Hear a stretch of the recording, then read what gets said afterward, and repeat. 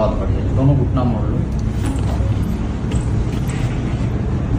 अब ये जो पीठ दर्द करती है ना, उसको करना है, लेट जाओ, घुटना मोड़ के रखिएगा, ठीक है, हाथ पकड़ के रखिएगा,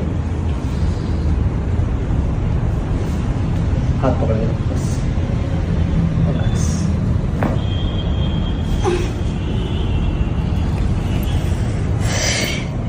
सबसे ज़्यादा यही परेशान कर रहा था, देखो इसका क्रैक भी बहुत लाउड था ना,